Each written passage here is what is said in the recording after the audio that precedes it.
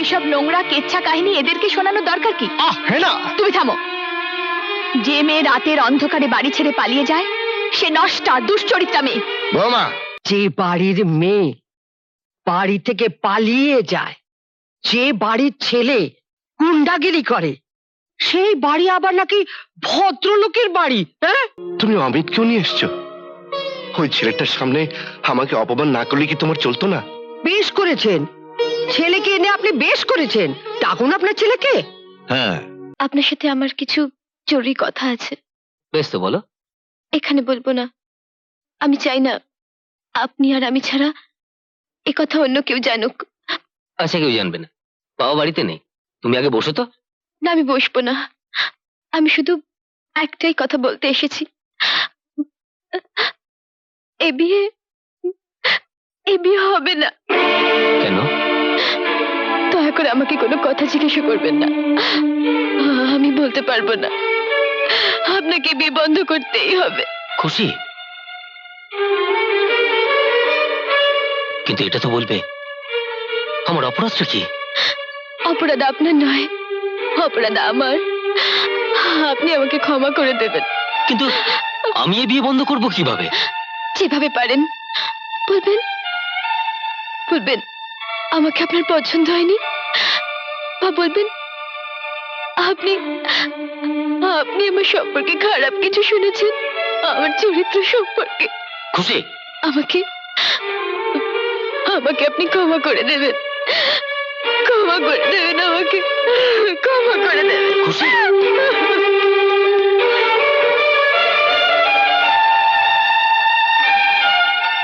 ওগো শুনছো? ওগো শুনছো? কি হলো? খুশি বাড়িতেই। কি বলছো কি? চলো তো দেখি। কোথায় গেল খুশি, কোথায় গেল খুশি? মামা, ছোটি সারা বাড়ি কোথাও নেই, আমি খুঁজতে বেরোলাম। মমতা, ভগবান, উত্তেজিত হও না। মামি। ওগো শুনছো? তোমার বোন বাড়ি থেকে পালিয়ে গেছে। কি যা তা বলছো? হ্যাঁ, বাইরে গিয়ে দেখো, কান্নাকাটি পড়ে গেছে। কি কি বললি তুই? তোর ননদ বাড়ি থেকে পালিয়ে গেছে? এইবার আমি ওদের ভদ্রতার বড়াই করার উচিত জবাব দেব। ঠাকুমা, ও ঠাকুমা, কি হয়েছে পিসি? পিসি কোথায় গেছে? জানি না বাবা। আপনারা এই বাচ্চা দুটোকে নষ্ট করছেন কেন? এইসব নোংরা কেচ্ছা কাহিনী এদেরকে শোনানোর দরকার কি? হ্যাঁ না, তুমি থামো। যে মেয়ে রাতের অন্ধকারে বাড়ি ছেড়ে পালিয়ে যায় সে নষ্টা দুশ্চরিত্রা মেয়ে। বৌমা, ও মা, কি হলো রে হেনা? তোর ভদ্র সভ্য আদর্শবান শ্বশুরের উঁচু গলা শুনলাম না? ও, একেই বলে বুঝি চোরের মায়ের বড় গলা? বেআইন, আপনি আবার এর মধ্যে কেন এসছেন? আসবো না? আপনার সভ্য আদর্শবান পরিবার, ভদ্র পরিবার, তার কাছ থেকে আমাকে ভদ্রতা সভ্যতা এসব শিখতে হবে না? বেআই মশাই, কই, ডাকুন ডাকুন আপনার ছোট ছেলেকে, আমাকে ভদ্রতা শেখাতে বলুন।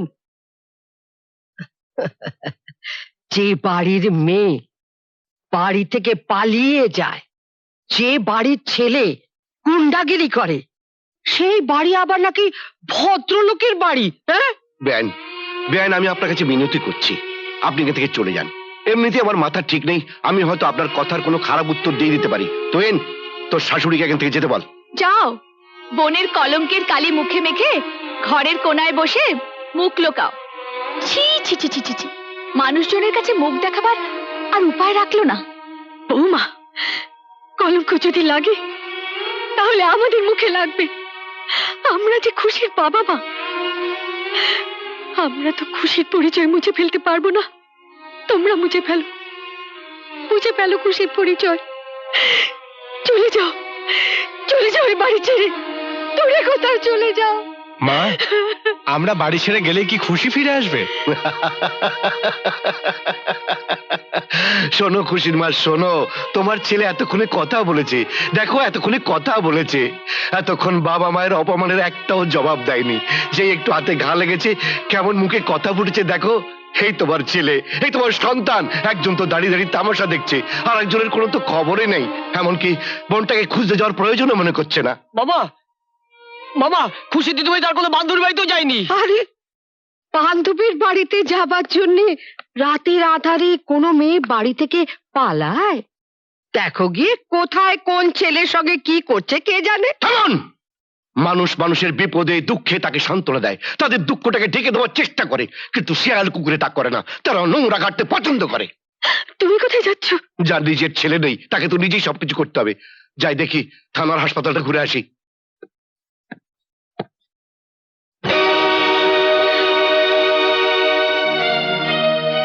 কি হলো, থেমে গেলে যে? থেমে তো যাবই। আজ আমার থেমে থাকার দিন, যে যা বলবে মুখ বুঝে সহ্য করার দিন। বলো, তুমিও বলো, যা মনে আসে বলো। আমার মেয়ে ঘর থেকে বেরিয়ে গেছে, আমাকে তো শুনতেই হবে। বেরিয়ে গেছে? খারাপ, খুব খারাপ করেছে। বলবেন না, বলবেন না। সত্যি কথা বললে ওনার গায়ে ফোসকা পড়ে। আপনি ঠিকই বলেছেন।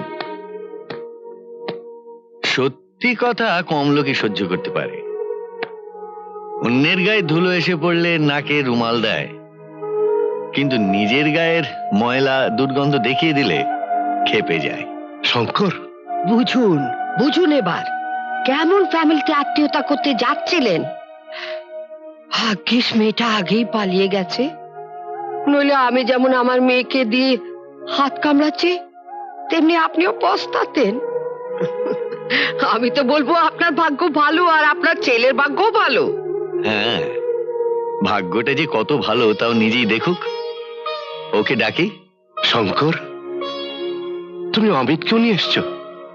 ওই ছেলেটার সামনে আমাকে অপমান না করলে কি তোমার চলতো না? বেশ করেছেন, ছেলেকে এনে আপনি বেশ করেছেন। ডাকুন আপনার ছেলেকে। হ্যাঁ, অমিত, অমিত এদিকে আয়।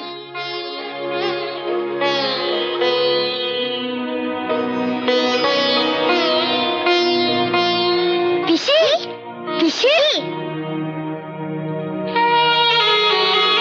খুশি, খুশি।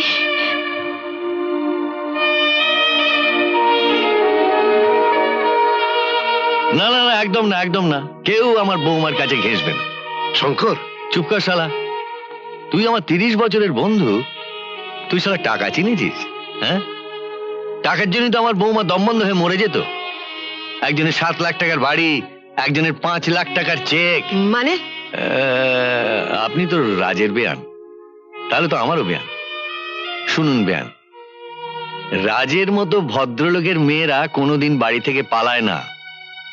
সব শুনে আমি অমিতকে বলেছিলাম, অমিতের পরামর্শে তুষার খুশিকে আমার কাছে নিয়ে আসে, এবং আমি নিজে দাঁড়িয়ে থেকে ওদের বিয়ে দিয়েছি।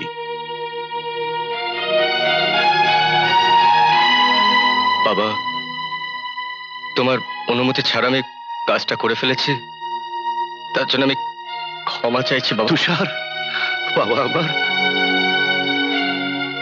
থাক থাক বাবা, থাক থাক। ভগবান তোমাদের জীবনে সুখ দিক, শান্তি দিক। শঙ্কর, শঙ্কর কি? শঙ্কর কি? বেয়াই বলতে পারিস না শালা? বল বেয়াই, বল।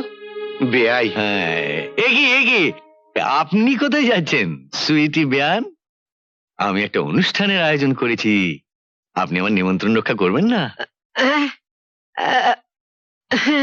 হ্যাঁ। এমন আরো অনেক ভিডিও দেখতে এই চ্যানেলটি সাবস্ক্রাইব করে নিন এবং পাশের বেল আইকনটি প্রেস করে দিন।